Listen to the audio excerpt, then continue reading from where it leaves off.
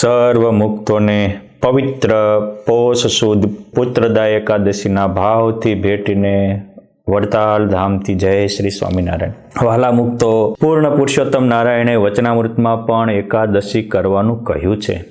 જે પોતાની ઇન્દ્રિયોને વશ રાખીને એકાદશીના દિવસે પરમાત્મામાં મન રાખે એના સર્વે મનોરથ સિદ્ધ થાય છે. એમાં પણ ભવિષ્ય પુરાણમાં જ્યારે યુધિષ્ઠિર મહારાજા આ પુત્રદા એકાદશીનું વિશેષ મહિમા જાણવાનું શ્રી કૃષ્ણ ભગવાનને કહે છે, ત્યારે સ્વયં શ્રી કૃષ્ણ ભગવાન કહે છે કે હે યુધિષ્ઠિર રાજા, આ પુત્રદા એકાદશી એટલે ઉત્તમ પુત્રને પ્રાપ્ત કરનારી છે. આ પુત્ર એકાદશીનું વ્રત એ આત્માને પરમાત્મા તરફ ગતિ કરાવનારું છે. આ પુત્ર એકાદશીના વ્રતથી પિતૃદોષની શાંતિ થાય છે. પુત્ર એકાદશી કરવાથી અનંત યજ્ઞ કર્યાનું ફળ મળે છે. યુધિષ્ઠિર રાજા કહે છે કે એવી કોઈ ઘટના હોય તો જણાવો. ત્યારે સ્વયં ભગવાન કહે છે કે પૂર્વે ભદ્રાવતી નગરીને કિનારે એક સેતુમાન નામના રાજા હતા. એમના ધર્મપત્ની શૈવ્યા દેવી હતી. આ પુત્રવત પ્રજાનું પાલન કરતા હતા. આપણને એમ થાય કે ભદ્રાવતી અત્યારે ક્યાં? તો એ હાલ કર્ણાટક રાજ્યના શૈવલ્ય જિલ્લામાં આ ભદ્રાવતી નગરી હાલ પણ છે. એ નગરી તાલુકો છે. એના કિનારે તે ભદ્રા નામની નદી વહે છે. આગળ જતા આ જ નદી મૈસૂરની પાસે જાતા તુંગ નદીમાં મળે છે. એટલે તુંગભદ્રા નદી કહેવાય છે.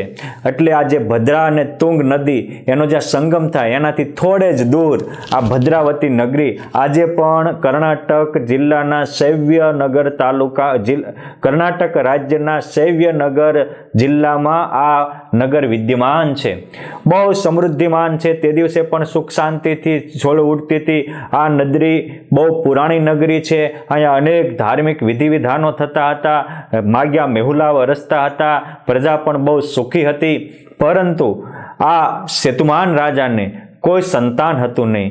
એને સાચા પુત્ર વારસદારની તલાશ હતી.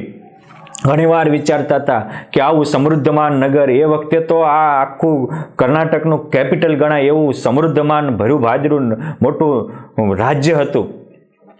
પણ પુત્ર ન હોવાથી રાત્રે ક્યારેય નિંદ્રા આવતી નહીં. ક્યારેક તો અચાનક ઝબકીને જાગી જતા. મનમાં થતું કે હવે મારી ઉંમર થવા આવી છે અને પુત્ર નથી તો મારું શું થશે. પછી એને એમ થયું કે હે પરમાત્મા, મેં તો તારી માટે અનેક દાન પુણ્ય કર્યા છે. અનેક ગાયોને ઘાસચારો નાખ્યો છે. ગરીબોને જમાડ્યા છે. સાધુ બ્રાહ્મણોને દક્ષિણાઓ આપી છે.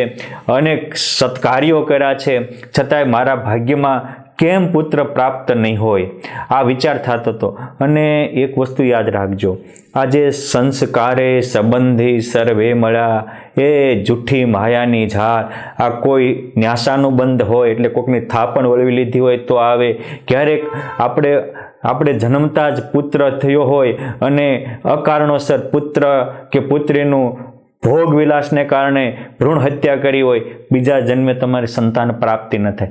નાના કુમળા બાળકની તમે અત્યારે હત્યા કરશો, એ ફળ તમારે ભોગવવું પડશે. એ દીકરો હશે કે દીકરી, બીજા જન્મે તમારા ભાગ્યમાં સંતાન નહીં આવે. ન્યાસાનો બંધ હોય, ઋણાનું બંધ હોય. આપણે કોઈકની પાસે કરજ લઈને પછી ટોપિયું ફેરવી નાખી હોય તો પણ ઈશ્વર પછી તમારે ત્યાં એવા સંતાનો મૂકે અથવા પતિ પત્ની એવા મૂકે. અમુક વહેરાનું બંધ હોય, અમુક ઉપકારાનું બંધ હોય. આપણે ઉપર કે કોઈ કેટલોય ઉપકાર કર્યો હોય અને આપણે એનો બદલો ન આપ્યો હોય તો એ ઉપકારનો બદલો આપવા પણ આવી રીતે સંબંધ જોડાતા હોય છે.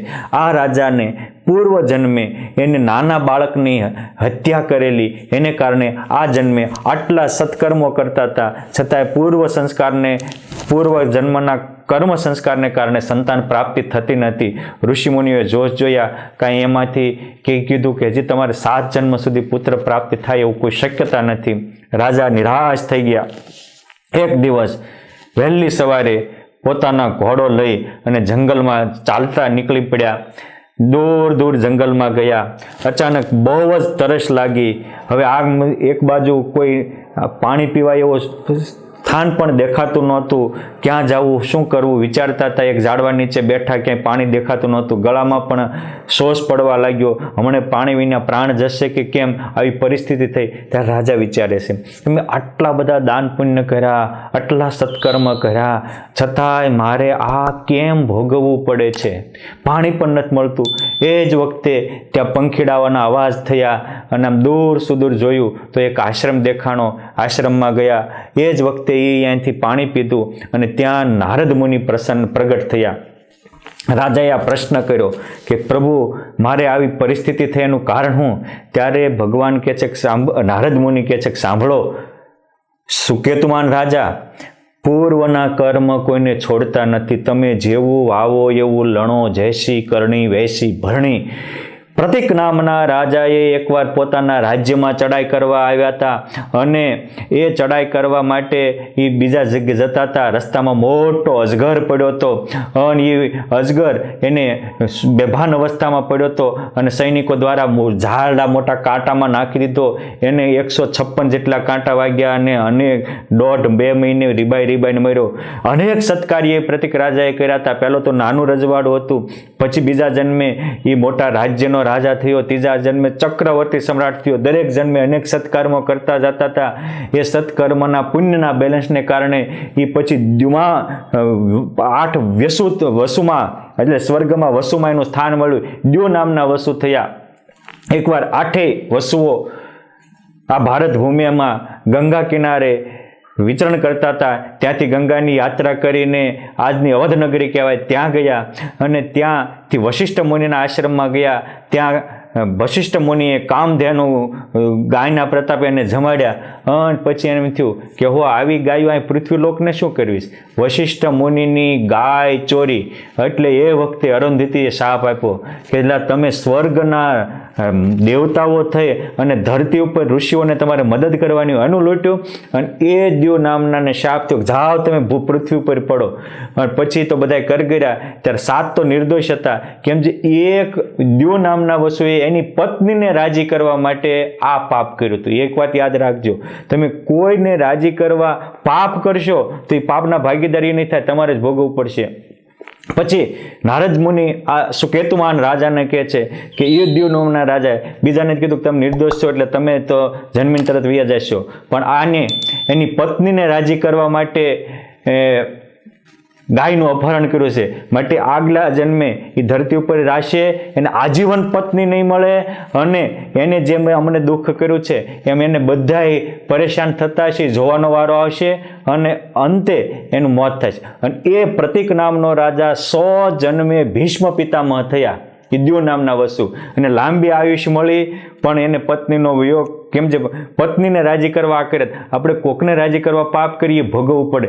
સુકેતુમાન રાજાને નારદજી કહે છે કે તે પણ એકવાર પત્નીને રાજી કરવા ભોગ સુખ માટે પુત્રનો નાશ કર્યો હતો, પરંતુ આજે અજાણતા તારાથી આ પુત્ર એકાદશીનું વ્રત થયું છે.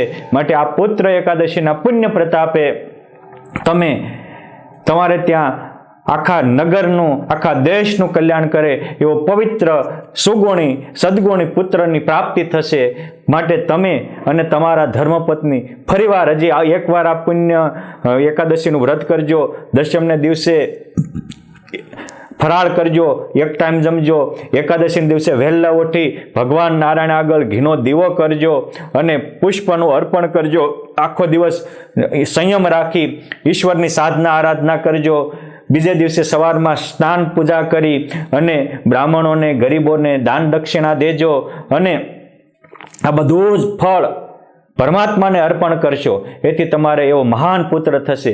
નારદ મુનિના વચનમાં વિશ્વાસ રાખી આ સુકેતુમાન રાજાએ જેમ કહ્યું એ રીતે એના ધર્મપત્ની સાથે આ પુત્રદા એકાદશીનું વ્રત કર્યું તો એમને એક સુબ્રમણ્યમ નામનો પુત્ર થયો કે જેની કીર્તિ આખા 3 લોકમાં વ્યાપી હતી. એટલે આ વ્રતને કારણે આ પુત્ર આપનારી એકાદશી હોવાથી હે યુધિષ્ઠિર રાજા અને પુત્રદા એકાદશી કહેવાય છે.